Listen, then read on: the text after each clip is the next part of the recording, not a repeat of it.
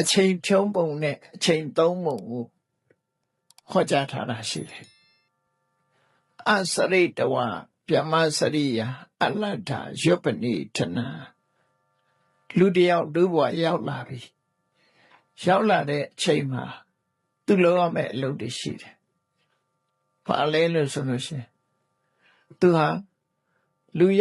လူဘဝရောက်လာတဲ့အတွက်ကြောင့်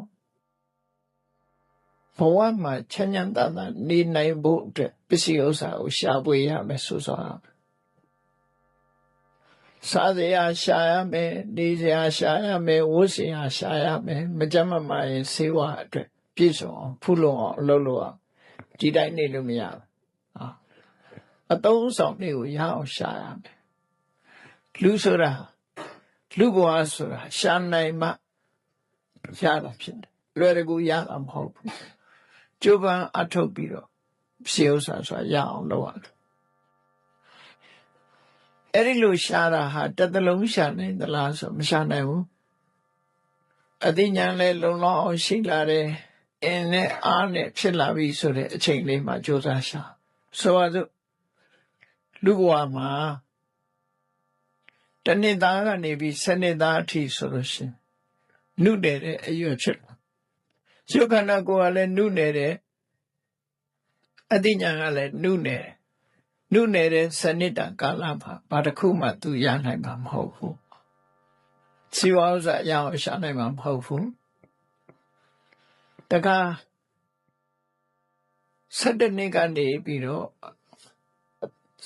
အနှစ်20အသက်20ထိအောင်တကယ်ချင်းပေါင်းသင်းနေနဲ့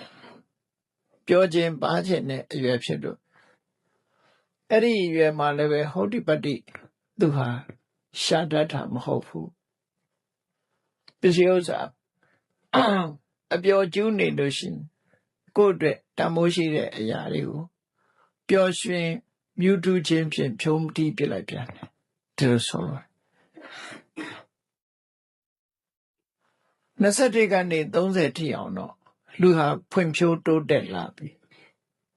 ကိုယ်ကာယခံညာလာတယ်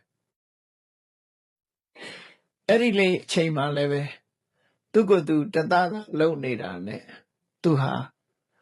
အလုပ်ကိုမကြိုးစားလို့ရှိရင်ဒီအချိန်လေးကလည်းကုန်ဆုံးသွားမှာပဲဖြစ်တယ်31နှစ်ကနေ40ထိအောင်ကြာခွန်အားတွေပြည့်လာ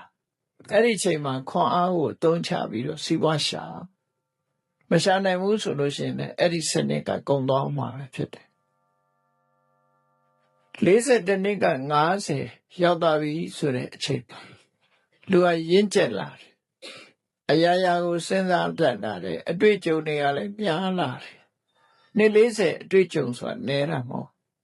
အတွေ့အကြုံပေါ်မှာအခြေခံပြီးတော့စဉ်းစားတတ်လာသည့်အတွက်ကြောင့်ဒါအသိပညာဖွံ့ဖြိုးဆုံးနေ့အချိန်လို့ပြောရမယ်အသက်50အဲ့ဒီအချိန်မှာလည်းအသိပညာကိုအသုံးချပြီးတော့